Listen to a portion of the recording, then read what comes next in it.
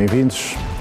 É mais uma edição da grande entrevista aqui na Televisão Pública de Angola. É sempre um prazer, a terça-feira, no TP Notícias, após o telejornal, podermos contar com assuntos que interessam grande parte dos nossos telespectadores. Hoje, um assunto que certamente há de merecer alguma atenção, porque vamos conversar com o engenheiro civil António José da Silva Neto, portanto, que é o diretor-geral do Instituto Nacional de Habitação desde outubro de 2020, pois tem uma formação complementar em reabilitação de estradas. Seu currículo consegue-se ainda ter aqui o tempo que ficou como diretor-geral da Emproi durante 14 anos, é empresário na área do imobiliário, onde desenvolveu a construção de vários projetos habitacionais escolares e hospitalares. Portanto, pode-se ver por aqui um pouco daquilo que é o que podemos ouvir. Para além de ter servido à SFAPLA até 1981, aqui ainda a registrar o seu tempo, 20 anos de Ministério de Planeamento. Nos últimos anos foram em trabalho de projetos financiados pelo Banco Mundial, dos quais 8 anos foram dedicados a projetos de reabilitação de infraestruturas de engenharia, com destaque à reconversão de transportes, tendo também participado em diversos congressos regionais sobre estradas, promovidos pelo Banco Mundial. Boa noite, Sr. Engenheiro, bem-vindo. Boa noite, João Pinto. Boa noite, telespectadores. Portanto, está numa área nevrálgica, diga-se de passagem, para um país que precisa de muitas casas, e vimos aqui, na altura do telejornal, do encontro, o déficit que existe, é aquilo que é necessário construir-se para o nosso território. Enquanto diretor-geral, qual é o quadro que se pode apresentar habitacional? É nevrálgica e bastante interessante. Principalmente para quem trabalha com paixão, não é? E ter a noção de que está a contribuir para o bem-estar do seu povo. Mas, portanto, é uma contribuição para já, com toda esta a dinâmica que existe, não é? E, sobretudo, numa altura em que as pessoas vão ocorrer, querem ter uma habitação condigna, não é? Portanto, o que é que o Instituto, de facto, que políticas traz e tem traçadas nesse sentido? Bom, o Instituto tem a superintendência do Ministério das Obras Públicas, Urbanismo e Habitação, e tem a ver com a gestão do parque imobiliário do Estado. E tem também outras atribuições que têm a ver com o controle e a supervisão dos agentes imobiliários. Okay. Não é? E por força da Lei 5/20, não é? São-lhe também atribuídas funções de superintendência das atividades imobiliárias. Portanto, no que toca ao branqueamento de capitais e proliferação de armas de destruição em massa, enfim. Portanto, são enormes as atividades do Instituto e ela está preparada para dar resposta a essas atribuições. Nós podemos dizer que temos já um setor imobiliário robusto? Não podemos dizer isso. Ainda falta muita coisa, porque ainda existem algumas debilidades do sistema, não é? Existe, é verdade, uma dinâmica, mas não está devidamente enquadrada essa dinâmica. Mas a tendência vai ser para estabilizar e melhorarem-se as coisas. Esta será a tendência. Mas, portanto, neste setor, e porque a dinâmica é essa, há já parceiros que o Instituto tem, que têm estado a trabalhar um pouco na legislação para que se encontre uma pequena organização nesse setor. Claro. Aliás, A nossa ação passa mesmo pela procura e constituição de parcerias, não é? E nesse sentido os resultados são satisfatórios, não é? Podemos dizer que alguma coisa está a ser feita com essa parceria. O Instituto, portanto, isso ainda é um pouco para percebermos e compreendermos melhor, porque portanto, há vários setores e muitas vezes as pessoas, portanto, confundem, né? O Instituto com o fundo, com outras questões. Esse trabalho específico, ele, onde é portanto, que recai essencialmente o acento tónico do trabalho? Podemos dizer que há vários entes, não é, a fazerem praticamente a mesma coisa, não é? Portanto, temos o INH, temos o Fundo de Fomento Habitacional, temos a Direção Nacional de Gestão Fundiária e Habitação, adstrito ao Ministério das Obras Públicas, Urbanismo e Habitação, e já houve uma altura em que aparecia com muita frequência ainda a Imogestém. Portanto, para dizer que no domínio da habitação existem vários entes com funções que muitas vezes se sobrepõem. O Instituto está mais ligado a registros? Sim, a gestão do parque imobiliário. Porque aqui é uma informação que o Instituto pretendia registrar mais de 300 mil habitações em todo o território, isto no programa de regularização jurídica dos imóveis. Portanto, como é que está esse processo? Como está? O processo. Aí está-se a trabalhar bem, portanto, é um processo que está a ser dirigido pelo Ministério da Justiça e dos Direitos Humanos, não é? Através da Direção Nacional dos Registros e Notariados, e podemos considerar que o trabalho é positivo, embora ainda haja muito por fazer. Estamos a falar que ainda estão por registrar um universo de cerca de 40 mil imóveis por registrar ainda. 40 mil? Por registrar. Mas, portanto, durante as notícias, né, falava que deve ser muito... Portanto, é para registrar, mas há muito por se construir ainda. Há muito para se construir. O déficit está, pronto, segundo há dados que apontam para 2 milhões de habitações. Portanto, Angola necessita de 2 milhões de habitações. Este é o déficit habitacional que nós temos. Como é que é feito esse cálculo, diretor? Pronto, os especialistas sabem como fazer, né? Mas basta ver que a taxa de crescimento que o país tem, não é? Em função também do número de pessoas que nascem, não é? E do parque imobiliário que existe.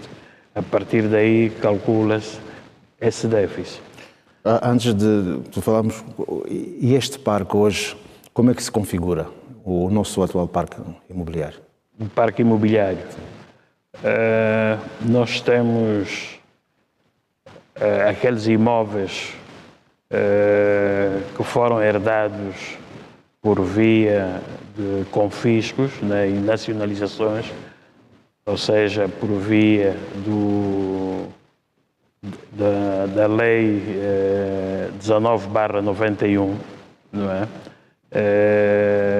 Onde existem um conjunto de imóveis que estão sob gestão do Instituto.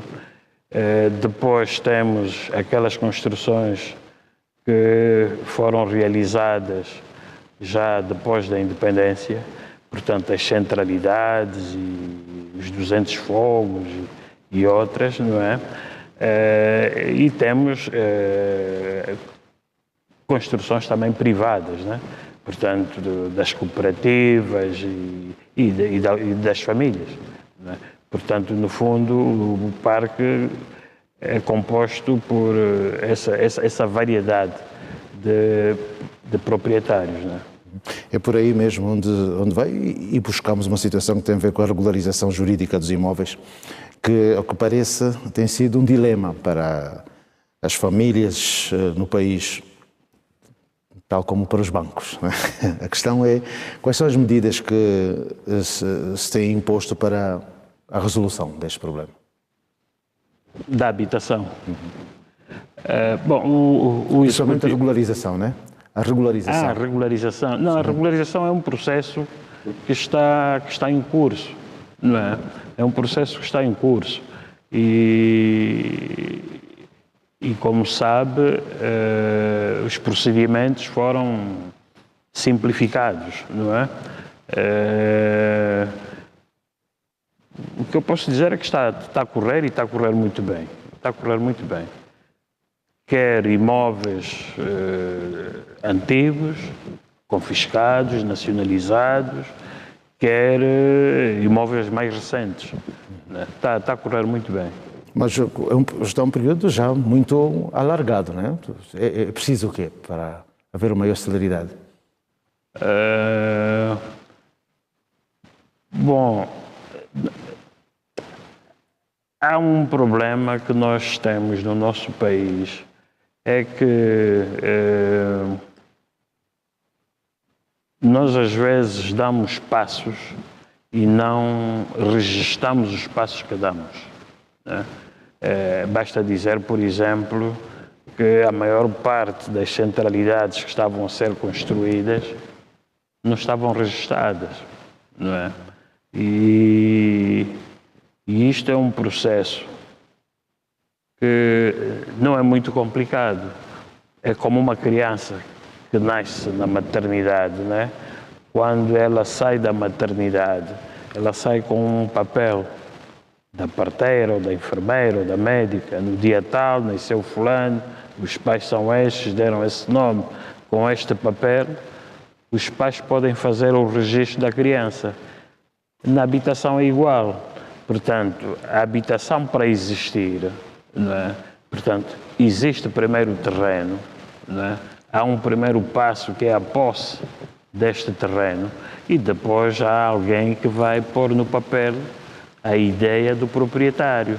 Se é uma casa com um quarto, se é com 3 quartos ou 4, não é? Vai fazer o desenho e alguém aprova isso, alguém passa essas licenças de loteamento, licença de obra.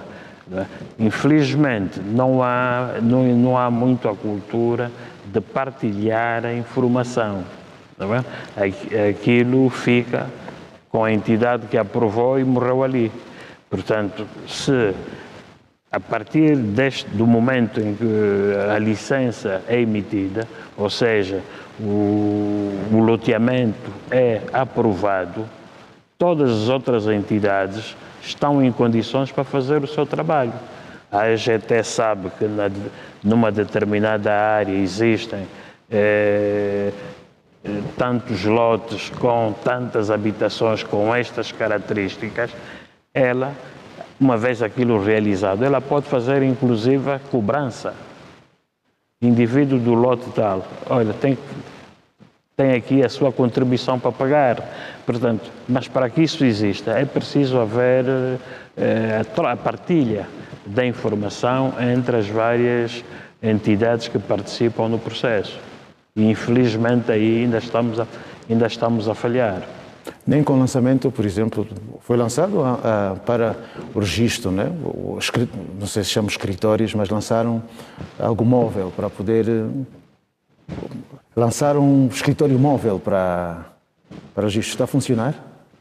Daí a necessidade que nós sentimos de ir ao encontro do cidadão, não é? Portanto, o escritório móvel visa precisamente resolver, portanto, tudo o departamento na província X do Instituto ou a direção em Luanda faz, o escritório móvel também pode fazer. Portanto, emitir guias de pagamento. E o escritório está em contacto direto, permanente, com o escritório, com a sede. Portanto, é necessário fazer alguma cópia, o escritório faz a cópia. É necessário entrar na base de dados do sistema que está instalado na sede. O escritório faz tudo. Tudo o que se faz na sede, o escritório faz.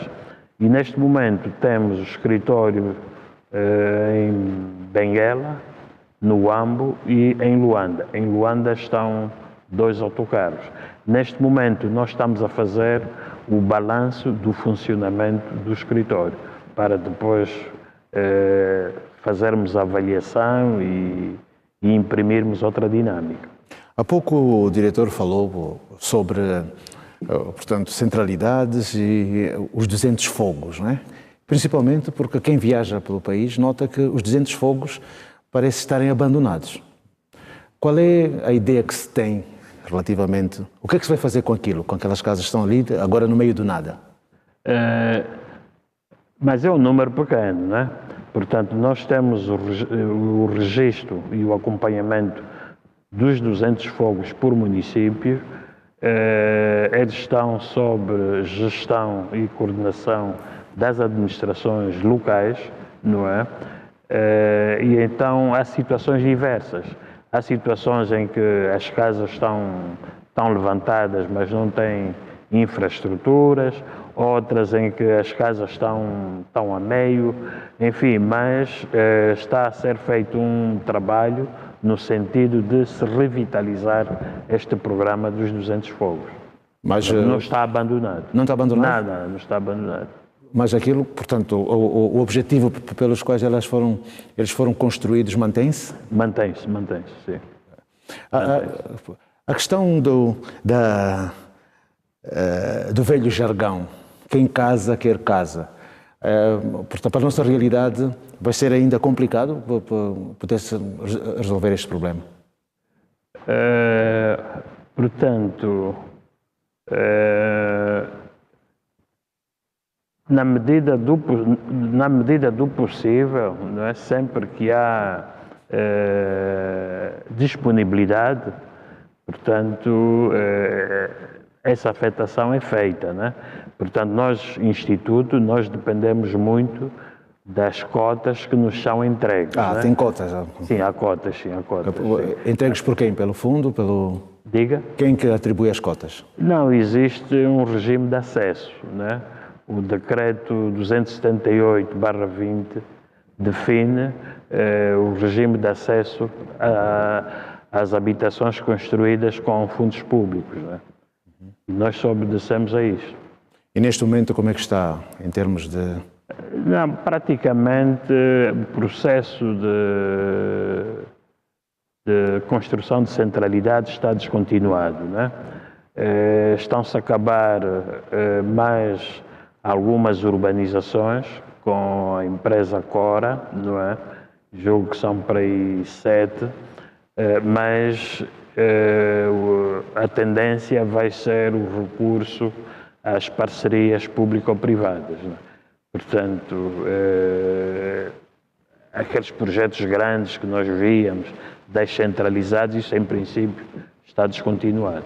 Portanto, era uma medida que era um investimento que o Estado já não consegue suportar? Ou... Não é uma questão de não poder suportar. Do meu ponto de vista, eu julgo que perdeu alguma sustentabilidade o programa, né? Gastou-se muito dinheiro e fez-se muito pouco. Acho, do meu ponto de vista, podíamos ter feito um pouco mais do que aquilo que foi feito, não é? As razões também já não importa, não importa muito, né? Mas aqui interessa é ver as perspectivas. Que perspectivas é é que nós temos e como podemos corrigir aquilo que está, ou melhorar aquilo que está feito, né? E é nesse sentido que nós estamos a caminhar. Daí acharmos que é o momento de fazermos uma auscultação à sociedade e fazermos a avaliação e vermos que medidas de impacto podem ser tomadas, portanto, no sentido de inverter esta situação. Como disse há pouco tempo, são vários intervenientes que têm nessa questão da habitação. E nota-se, de facto, que ainda portanto, o litoral e algumas províncias onde foram escolhidas para que se fizessem essas obras.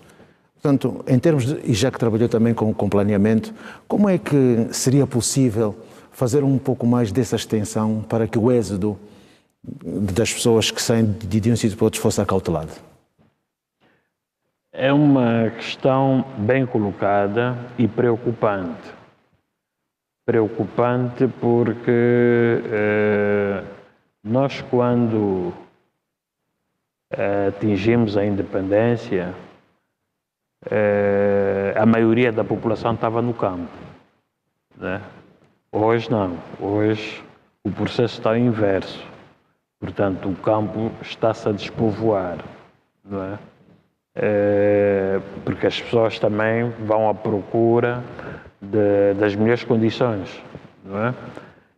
E isso para dizer que há que preocupar-se com os problemas da habitação também no meio rural, não é? Portanto, da mesma forma que se constrói, portanto, na cidade, precisamos de construir também no meio rural e, associado a isto, criar todos os equipamentos necessários à vida, não é? Sabe que foi agora idealizado o projeto de autoconstrução dirigida, não é? E o objetivo é mesmo este, dado que uma das componentes da autoconstrução dirigida são as agrovilas, não é? Portanto, as agrovilas vai permitir associar o trabalho no campo com o problema da habitação. Portanto, no fundo é resolvermos dois problemas num, não é? E acredito que não é que as pessoas voltem, não é? Mas pelo menos quem estava com ideias de sair do campo, pelo menos vai fixar saída. E isto é muito importante. E também ter essa ideia de que, por exemplo, o que é rural nem sempre é algo que seja mal feito. O rural também pode ser onde se encontra um pouco de desenvolvimento, né? Com todos os serviços que pode-se ter numa cidade. Correto. Estou aqui lembrado, por exemplo, do que, isto não é publicidade nenhuma, estou aqui lembrado, por exemplo, do que estava a ser feito, por exemplo, na aldeia Camelamões. Não sei se o diretor conhece, não é? Aldeia Camelamões, por exemplo. Era um projeto, era mais ou menos assim que se podia pensar em áreas que tivessem um pouco mais afastadas dos centros urbanos. Correto. Mas agora que fala da autoconstrução dirigida, aqui uma questão que se coloca, que é a produção de componentes para montar habitações, por exemplo, pré-fabricadas, não é? Isto, portanto, representa uma solução para o fomento habitacional? Bom, pelo menos no mundo é o que a gente vê, não é? O que a gente vê nos outros países é que eles já estão numa de fazer casas como quem faz carro, não é? E então isto só é possível com a introdução dessas tecnologias de pré-fabricação, né? Quer sejam elas de pré-fabricação ligeira, né? Pesada ou mista, não é? De outra maneira é mais lento, o processo é muito mais lento. E para um país como o nosso, em que os materiais hoje muitas vezes são incompatíveis com aquilo que é a possibilidade das pessoas construírem? Olha, nós temos que fazer essa reflexão, é? país, o próximo ano, faz 50 anos e é o momento de fazer esta reflexão com calma, sem desesperos. Aliás, os temas da habitação não esgotam, eles são transgeracionais. Nós vemos países com outra dimensão ainda estão a discutir o problema da habitação e é nesse espírito que nós achamos que devemos solicitar, portanto, uma reflexão conjunta sobre as questões da habitação. Em Angola não é novidade porque no início da nossa independência, e aqui aproveito para fazer, e estamos no mês certo para isso, aproveito para fazer uma homenagem ao saudoso presidente, Dr. António Agostinho Neto, que nos ensinou que a agricultura é a base e a indústria, o fator do nosso desenvolvimento. A construção é uma indústria. A construção é uma indústria.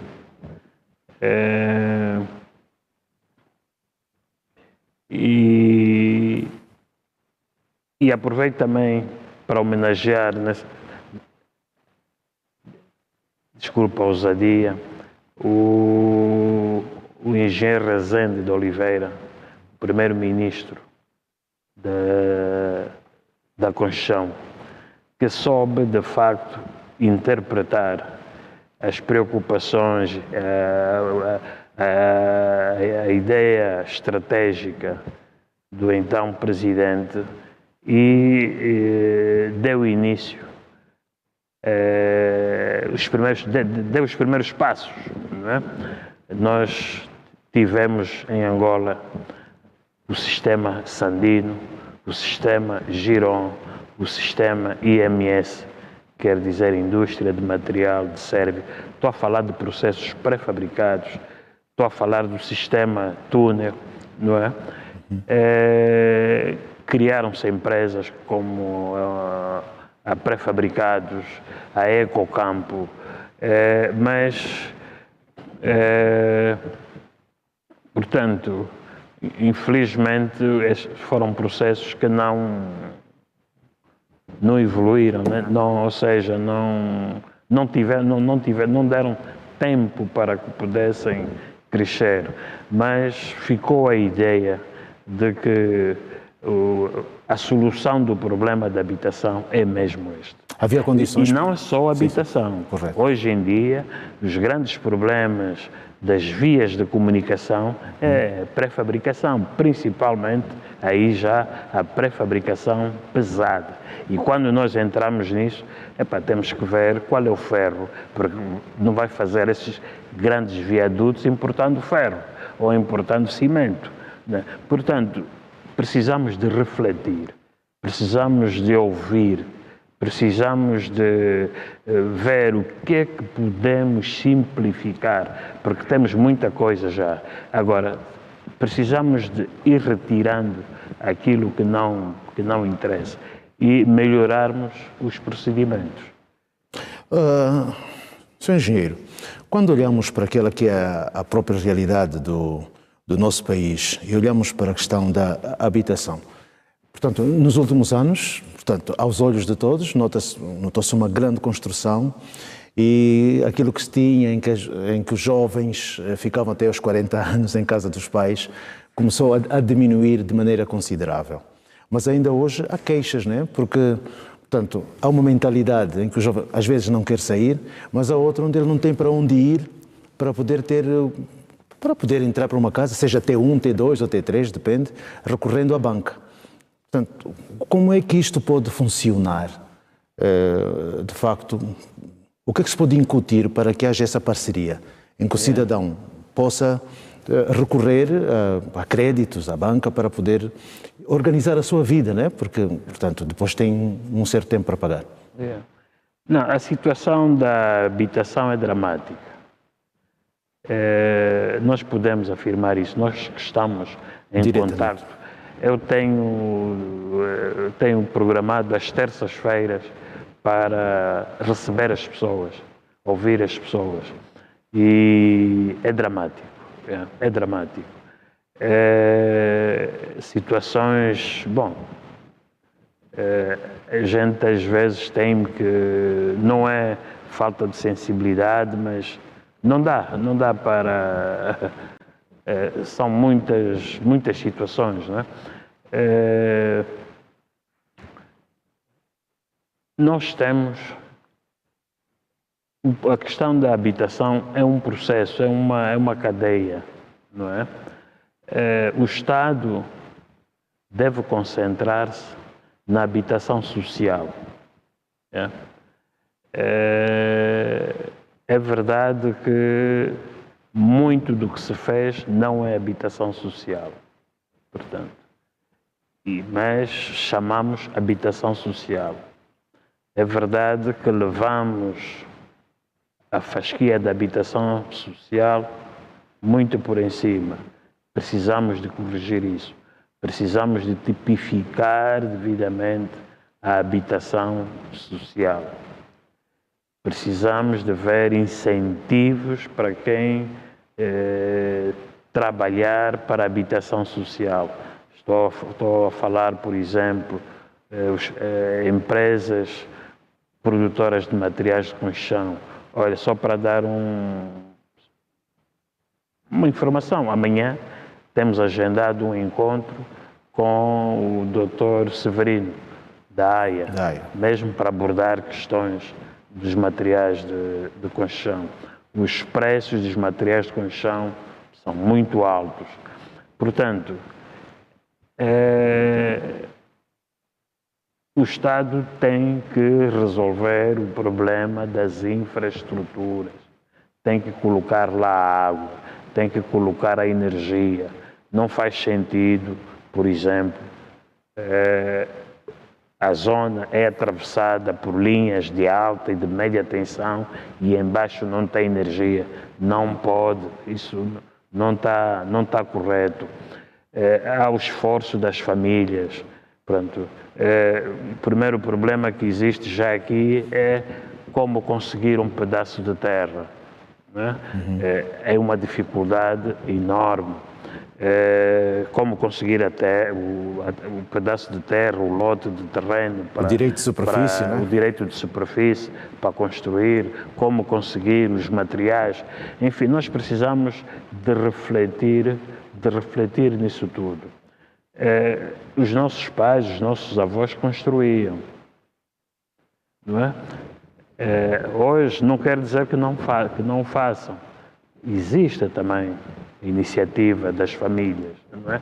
Mas de forma precária. E ela é precária muitas das vezes porque não tem a segurança do espaço, não tem a posse jurídica daquele espaço. E então ele faz o básico, né? Porque eu acredito que no momento em que a pessoa estiver segura naquele espaço, ele vai melhorar a sua habitação, ele vai construir também.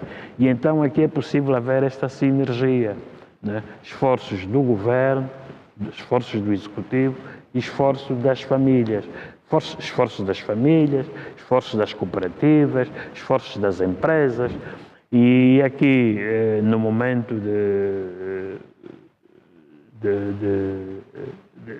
de crise, no momento de falta de dinheiro, o Instituto está aberto às parcerias. Temos estado a conversar com algumas cooperativas, com algumas empresas e acreditamos que é possível fazermos estas parcerias, quer no regime de permuta, quer naquele apoio institucional que às vezes as empresas necessitam. Portanto, aqui eu quero dizer que nós estamos abertos. Portanto, mas há países, diretor, que têm aquela política, por exemplo, crédito habitacional jovem, né? Em que há a aplicação, o jovem vai e tem 30, 40 anos para pagar a sua casa. Portanto, esta, para nós, ainda é uma utopia para Angola. Nós temos estado a conversar com os bancos, não é? E há receptividade, não é? Portanto...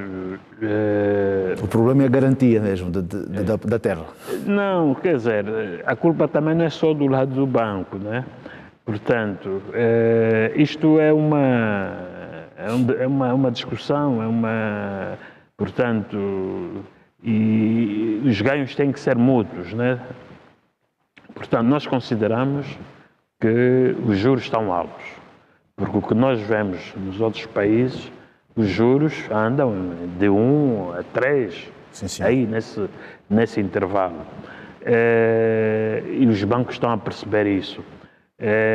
Estamos também a pedir que aumentem o prazo de maturação do crédito. Portanto, nós aqui estamos com 25, 30, estamos a sugerir que se aumente para 60 anos, porque a casa, o tomador do crédito pode morrer, mas a casa está aí, os herdeiros podem continuar a honrar este compromisso. Portanto, a sensibilidade que tenho é que, do lado dos bancos, não é? Eles estão receptivos a isso, mas é preciso melhorar outras coisas, não é? É preciso que esteja garantido, esteja assegurada a questão da posse jurídica do bem, não é?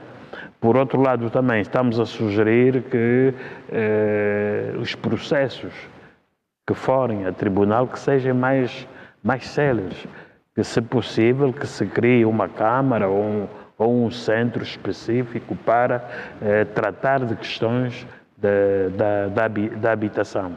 Portanto, se todos nós estivermos alinhados no mesmo pensamento, acredito que é um tema que nos próximos anos poderá estar resolvido.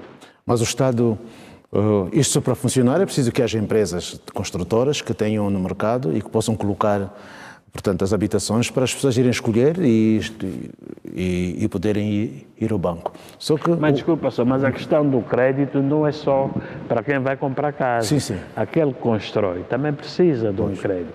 Portanto, o crédito é a construção e é a habitação. Não é? Portanto, há muita coisa que nós precisamos de melhorar. E depois há a questão das promessas que ficaram marcadas em que havia um crédito habitacional para entre 50 milhões a 100 milhões de kwanzas, que até agora ainda não funciona, né? Para as pessoas que pretendiam. Não, funciona. Não, os bancos comerciais têm instruções para financiarem o crédito à habitação. E o Banco Nacional quer que as pessoas denunciem.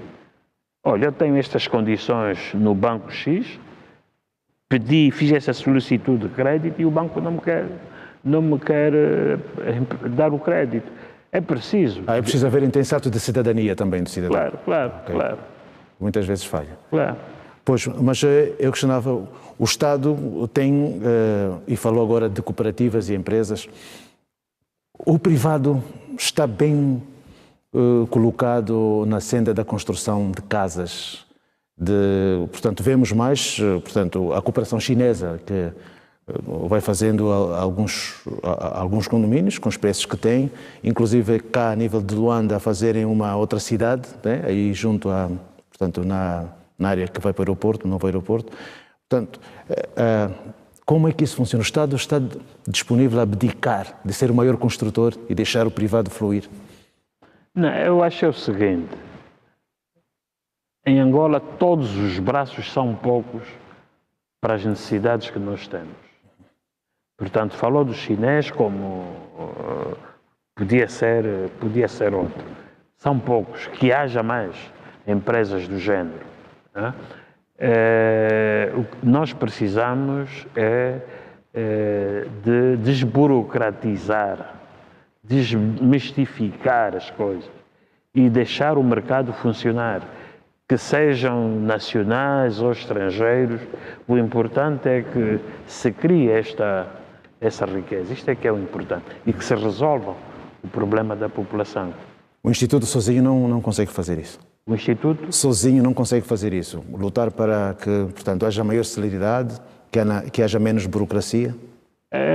Julgo que estamos no bom caminho. Estamos a promover esta auscultação, mesmo com esse objetivo. Isto não é trabalho de um instituto só, sim, nem de uma pessoa só, é mentira. Isto tem que ser o esforço de todos. Tem que ser o esforço de todos. E onde é que estão os bloqueios, então? E onde é que estão? Os bloqueios. Os? Bloqueios. Onde é que está bloqueado? Os bloqueios. Sim, sim. São muitos. Portanto, o cidadão não sabe onde, por exemplo, colocar o seu problema da aquisição de um terreno. Não sabe. Falta também muita informação, falta muita comunicação. Não é? Coloca o papel a solicitar a habitação, mas não é só colocar o papel, tem que ter um projeto. Portanto, deve haver aqui também um trabalho educativo e de informação ao cidadão. Não é? Acredito que a questão da posse jurídica, o Ministério da Justiça está a fazer um excelente trabalho nesse sentido. Agora é uma questão de afinar os processos, não é? Sabe que existe a janela única, não é? Portanto, está bem concebido, agora é só deixá-lo trabalhar e ir afinando, não é? Acredito que a este ritmo, mais 2, 3 anos, nós vamos conseguir estabilizar o mercado da habitação. Essa é uma situação multissetorial. O engenheiro Silva Neto trabalhou em estradas. As estradas são as veias de desenvolvimento. Quanto mais estradas, mais polos habitacionais podem ser feitos. Correto. Portanto, como é que o Instituto e os outros players estão a trabalhar no sentido de haver não só lugares que sejam considerados dormitórios, mas em que as pessoas possam viver com todos os serviços, não é? Com todos os serviços que são necessários. Tudo isso é feito com base nos instrumentos do ordenamento do território, não é? Existe o Plano MAI, né? O Plano Nacional de Desenvolvimento, depois cada província deve ter o seu plano diretor e a partir daí os planos, os PDMs, os planos diretores municipais.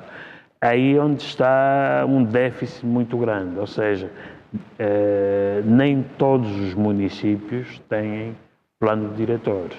Temos 164 municípios, vai aumentar agora. 300. E em termos de planos, julgo que só existem 29. Logo aí, a partida, temos uma limitação.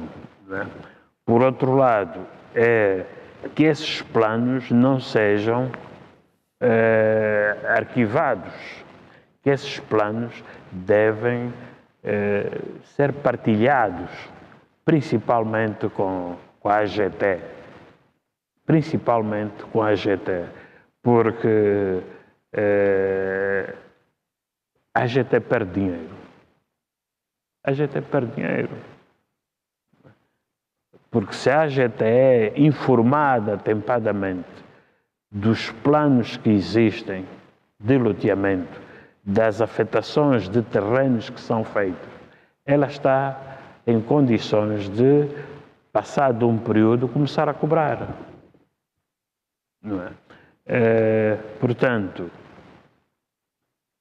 é importante esta auscultação, é importante esta partilha da informação, de conhecimento.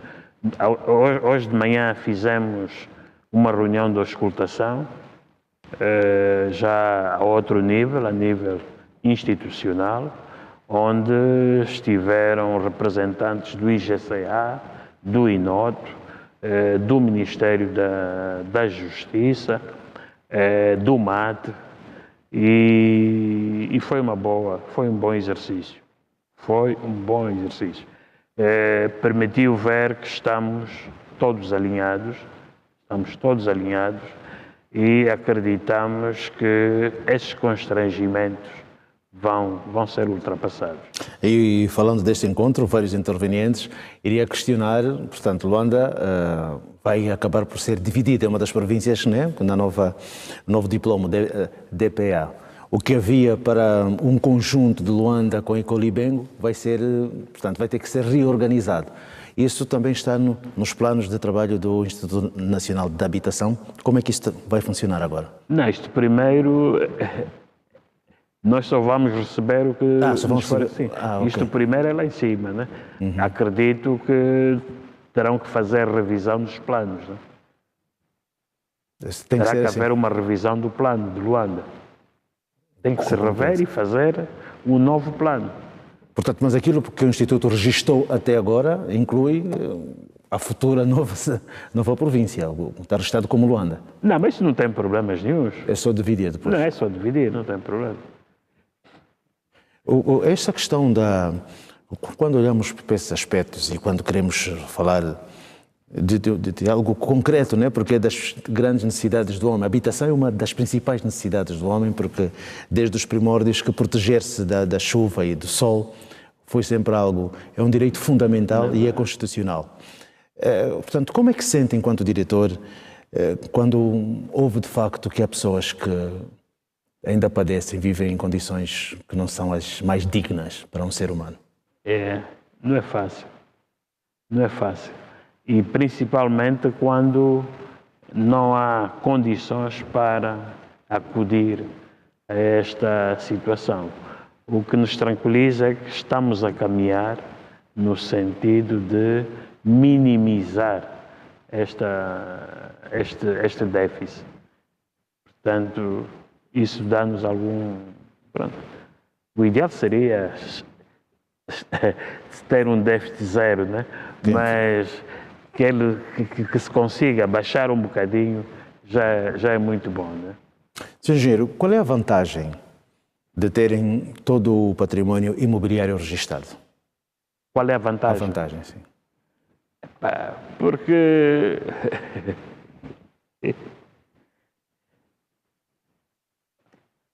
o angolano é rico e não sabe. O angolano é rico e não sabe. Porque lá fora não é toda a gente que tem a casa própria. Ele está a pagar a casa, certo? Ele está a pagar a casa, ele está a pagar o carro, né? Portanto, aqui o angolano ele tem, já não vou falar das mansões que custam milhões, né? Mesmo de uma habitação do tempo colonial, não é? Mas não tem registro. E é uma habitação que, se a lei fiduciária funcionar, é uma habitação que tem valor. Uhum.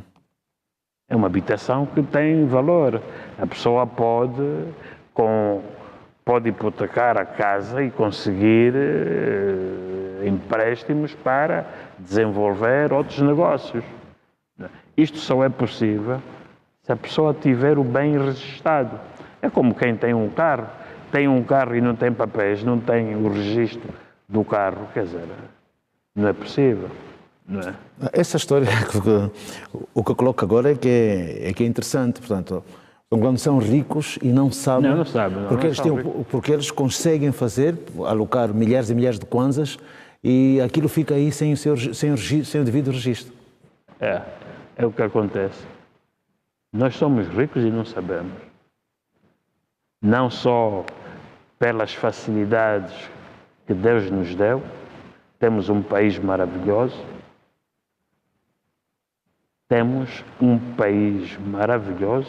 abençoado mesmo. Tem sítios onde tem os terremotos, ventos de mais de 100 km por hora, ondas marítimas de não sei quantos metros de altura. Felizmente nós não temos nada disso. Põe um grão de milho no chão e ele brota.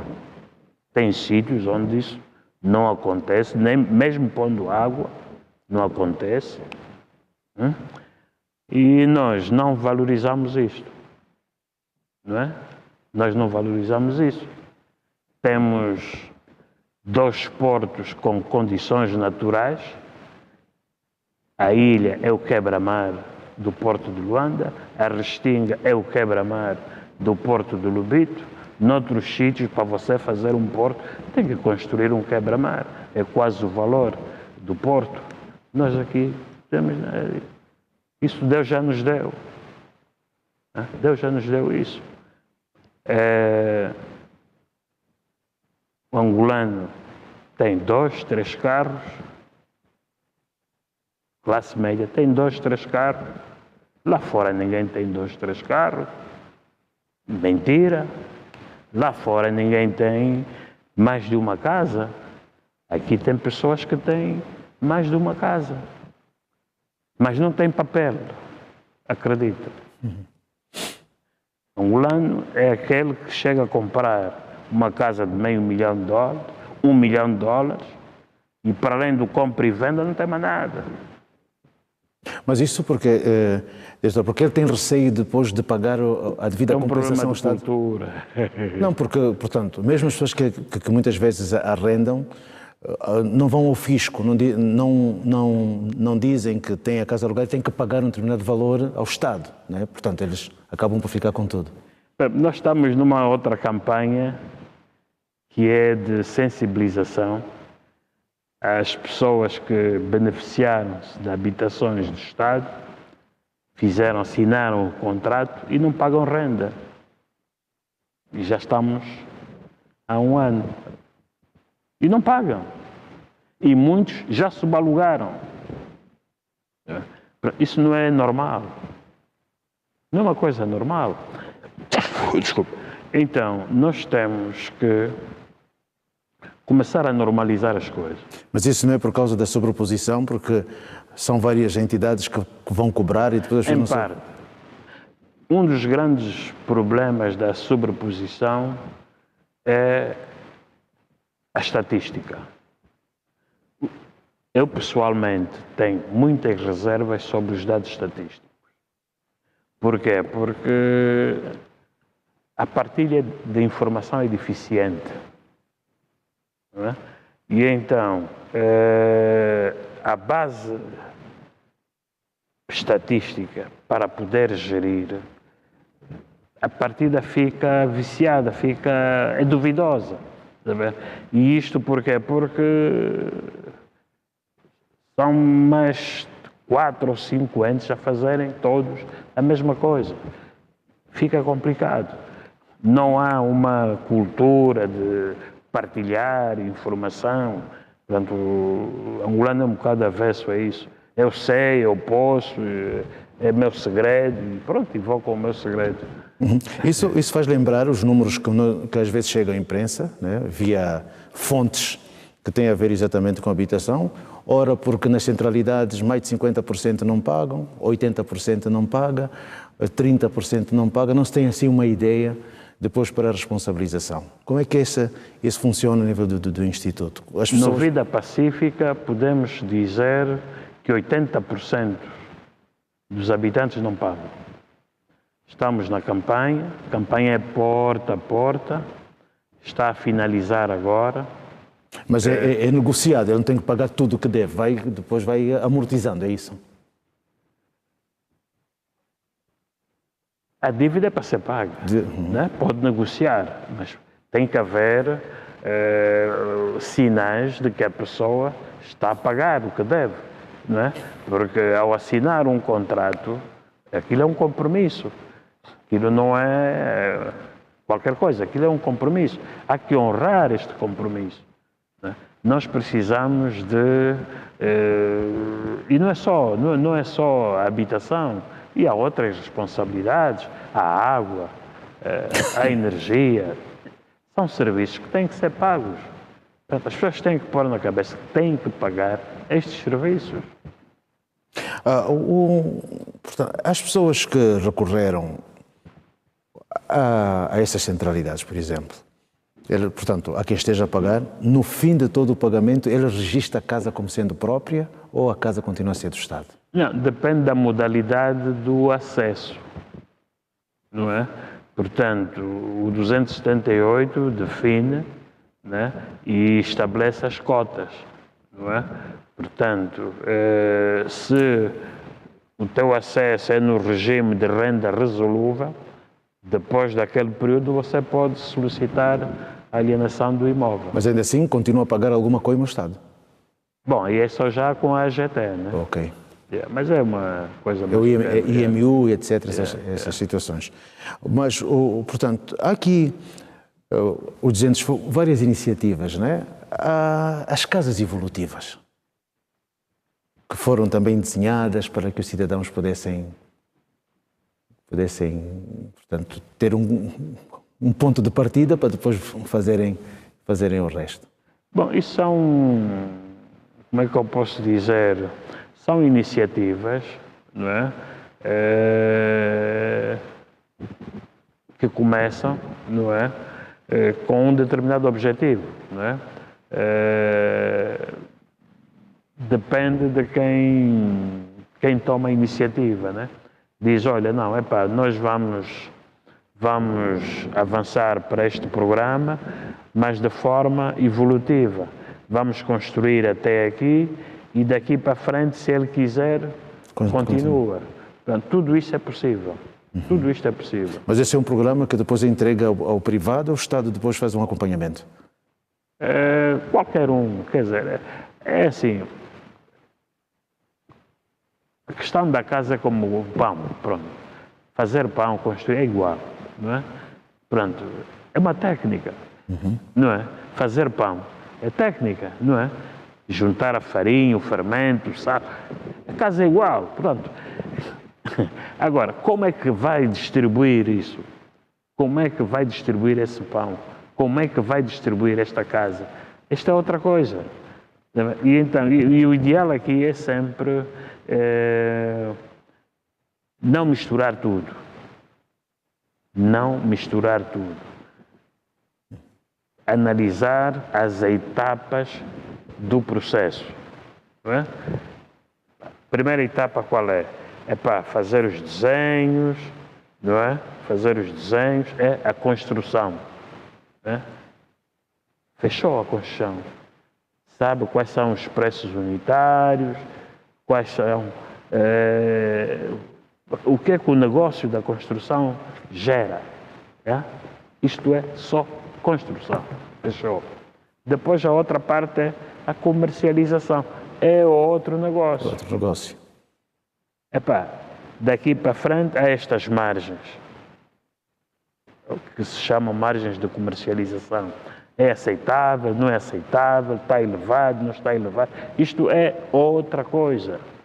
Qualquer uma dessas etapas tem as suas especificidades e devem ter tratamentos diferenciados. Tem que haver muitas palestras. O senhor está ligado a este ramo.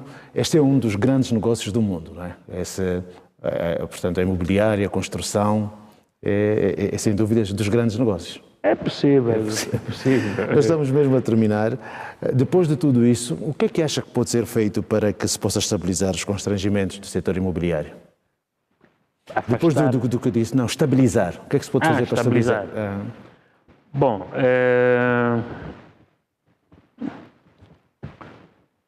resolver o problema da posse jurídica. Bancarizar o processo. Bancarizar o processo.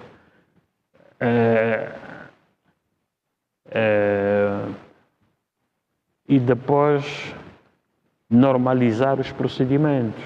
Aí não coloca a discussão da lei de terras também? Não coloca a discussão da lei de terras? Bom, a lei de terras tem outras implicações, né? Tem outras implicações para o cidadão comum, para aquilo que nós estamos a falar, que é a habitação. Como tal? Não, Coisa. não. Isso é mais para os grandes investidores nacionais e estrangeiros. E depois aquelas questões culturais da região. Né? Portanto, o que nós estamos a ver é a habitação. Né? Agora, a questão da habitação é um tema que está sempre atual. Está sempre atual. Sempre. Portanto, Angola, no fundo, precisa, nesta altura, no seu ver, 2 milhões ou 2 milhões de habitações. 2 milhões de habitações. Isso iria fazer com que não digo toda a gente, mas iria minimizar o problema dos cidadãos angolanos. A América precisa de 3 milhões de habitações.